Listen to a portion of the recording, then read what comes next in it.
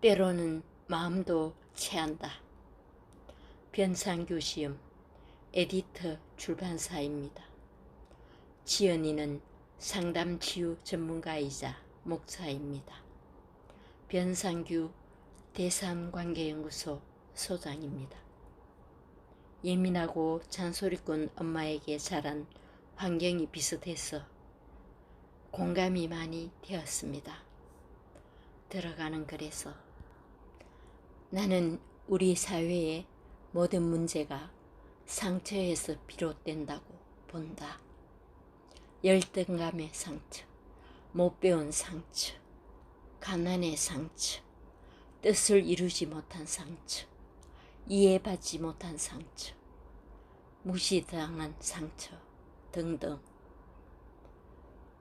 상처 밑바닥에는 언제나 지독한 거절감과 좌절감이 깔려있다.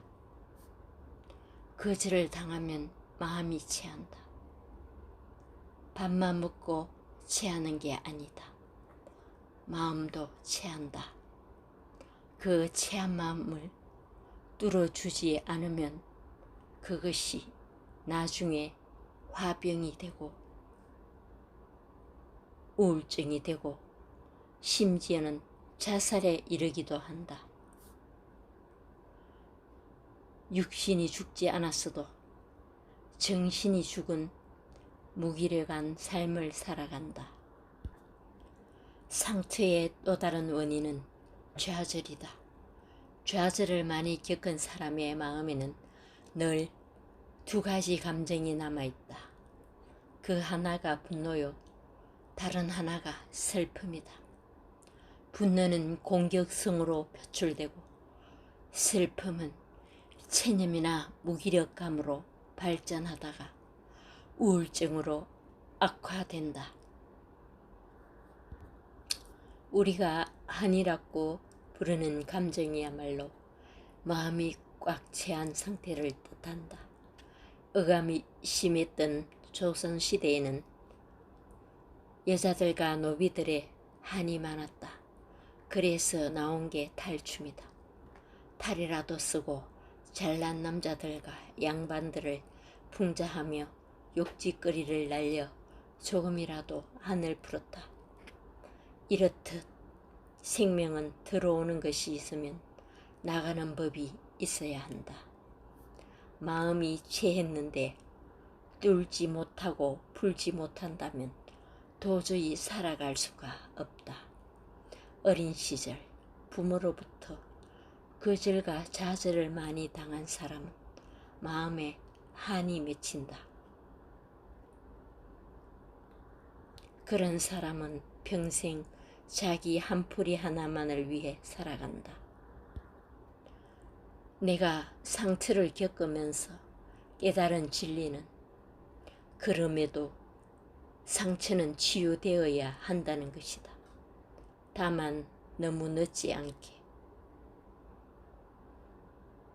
너무 늦은 상처는 시든 꽃처럼 아무리 물을 주어도 썩고 햇빛을 쬐어도 오그라들며 예쁜 화분에 심어도 빛이 바랜다. 상처는 궁극적으로 자기와의 화해를 통해 치유된다. 자기를 이해하고 비난하지 않고 스스로를 보듬는 힘을 키운다면 상처는 분명 치유되고 그 치유된 자리에는 삶의 지혜가 깃들 것이다. 마음에 박힌 가시 하나.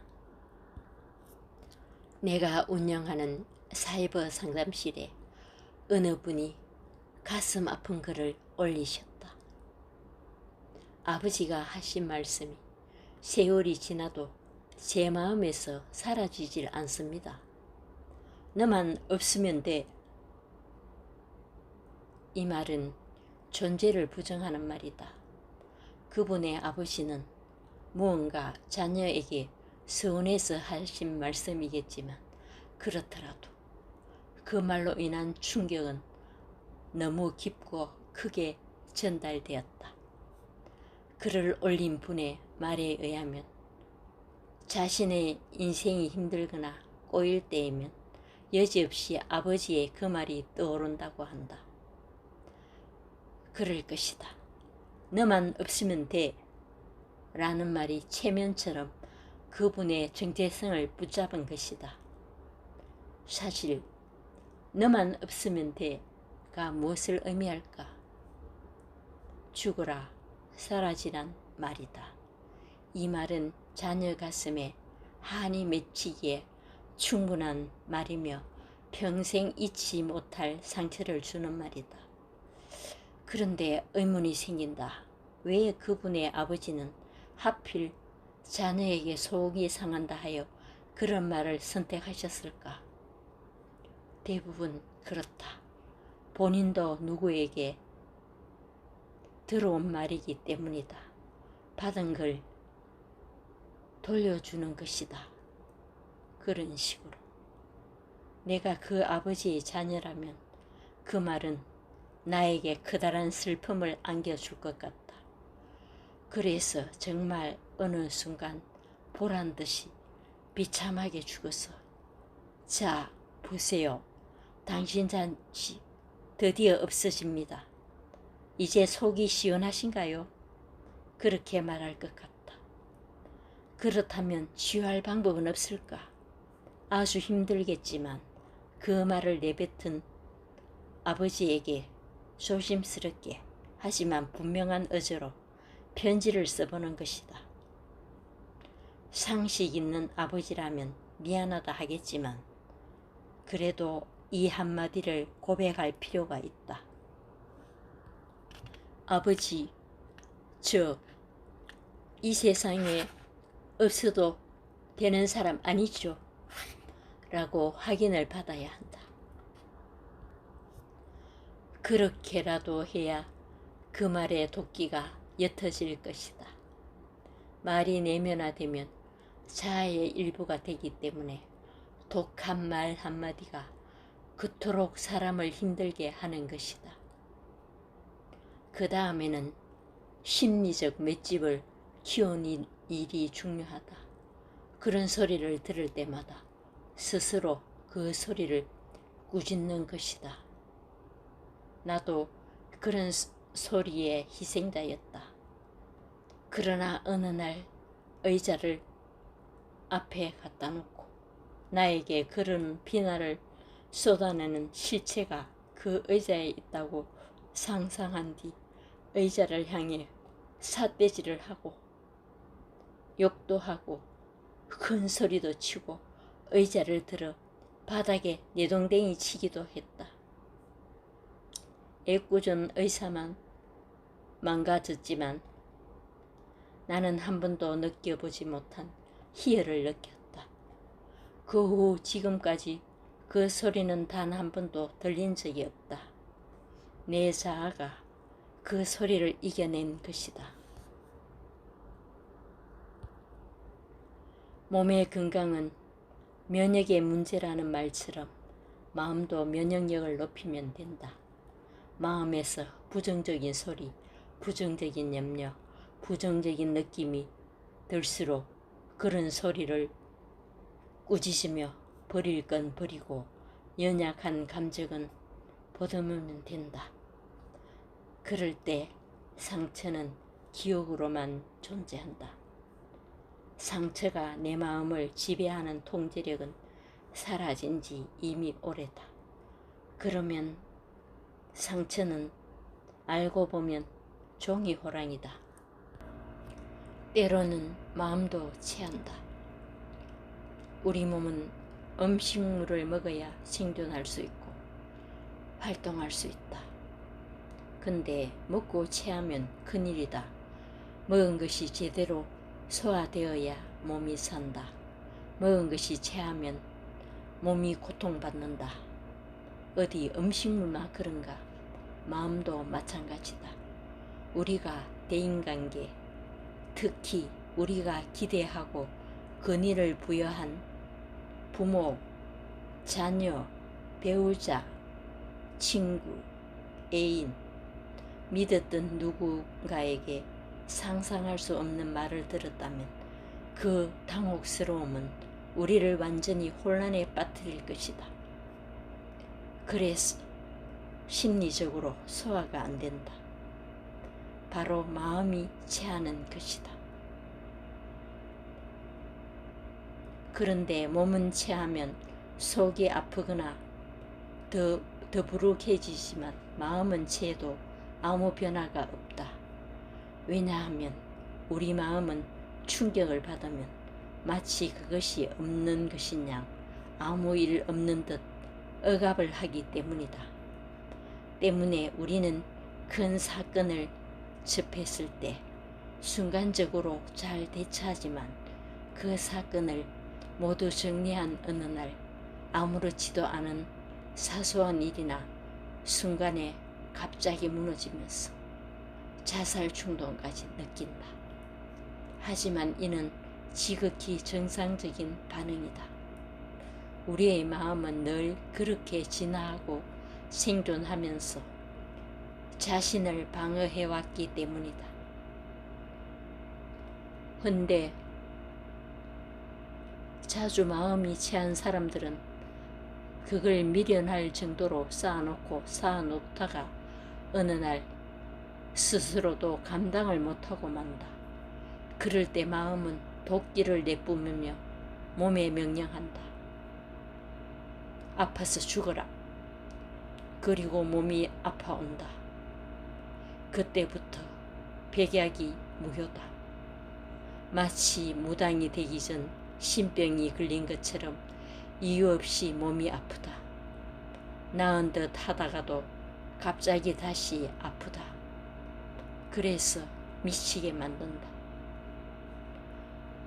되게 착한 사람들 근위자의 말에 아니요, 싫어요, 못해요 라고 말할 줄 모르는 착해 빠진 인생들이 그런 환장할 정세를 몸으로 겪는다. 전형적인 시민성 증상이다. 사실 그들은 죄가 없다. 죄가 있다면 제 한 몸 방어할 힘이 너무너무 없었다는 것뿐. 그저 자기 하나만 희생하면 가족도 행복해지고 엄마 아빠도 안 싸우고 친구들도 문제없고 세계 평화에 기여한다고 생각하기 때문이다. 몇 년 전 내 수업을 듣던 여학생 하나가 자살한 사건이 있었다. 늘 맨 앞자리에서 한 학기 내내 뭔가 열심히 적으면서 수업을 듣던 학생이었는데 달리는 기차에 몸을 던진 것이다. 여학생은 착한 성품에 형제들 사이에서도 모범적이었다. 오빠와 남동생은 자기 주장이 강했지만 이 학생은 순정적이고 희생적이었다. 평생 싸우는 부모 밑에서 자란 여학생은 어느 날 자기 등록금 문제로 다투는 부모를 보고 그날 유서 한 장 없이 기차길로 나갔다. 그런데 그 부모가 자식 장례식에서 한 일이 무엇인 줄 아는가? 서로를 탓하며 또 싸웠다. 아이의 죽음이 무슨 의미가 있었을까? 나는 그날 가슴 저미게 울었다. 나 하나 죽으면 모든 게 해결된다고. 엄청난 착각이다. 절대 안 바뀐다. 바뀌는 건 아무것도 없다. 엄마 아빠는 다시 싸우고 가족의 징그러운 문제는 전혀 변함없고 친구들은 언제나 무심하다. 죽어야 그게 아니었음을 자각하겠지만 죽었는데 뭘 어쩌랴. 답답하고 안쓰럽고 속상하고 우라가 치민다. 나는 간혹 우울증에 감사하곤 한다. 나는 우울해지면 무언가 내가 분명한 걸 선택해야 한다는 신호로 받아들인다. 그래서 일부러 비싼 한우집에 가서 나 혼자 고기 2인분을 먹고 온다. 먹고 나면 몸이 즉시 좋아지는 희한한 체험을 한다. 아님 노래방에 가서 나 혼자 노래를 부른다. 내 본능에 충실해진다. 자고 싶으면 자고 먹고 싶으면 먹는다. 아무리 비싸도 먹는다. 혹시 내가 우울한 게 누군가에 대한 원망 때문이라면 버스가 많이 다니지만 사람은 별로 안 다니는 그런 곳으로 가서 평소 입에 담지 못할 욕설을 퍼부어 댄다. 그것도 안 되면 짐승처럼 울부짖는다. 굴다리 밑으로 가서 응 하고 운다. 그러면 우울한 감정들이 거짓말처럼 사라진다. 그래서 나는 우울할라 치면 내가 왜 우울해야만 하는지 그 이유를 나 자신에게 분명히 설득시킨다. 왜냐하면 그냥 우울한 건 없기 때문이다. 그렇게 해야 내가 산다. 우리나라 사람들은 부모님에게 상처를 받은 사람이 많다. 이 세상에 나쁜 부모는 없다. 미숙한 부모가 있을 뿐. 헌데 그런 부모님을 너무나 미워한다. 나는 상담 중 부모님에게 대한 원망을 감추려는 내담자에게 용기를 준다. 반드시 원망하라고. 그건 원망이 아니라 치유적 원망이라고. 당신의 인생에서 한 번은 꼭 해야 할 원망이라고. 이 순간만큼은 당신은 그 사람들의 자식이 아니라 한 사람의 인간으로 화를 내야 하는 것이라고.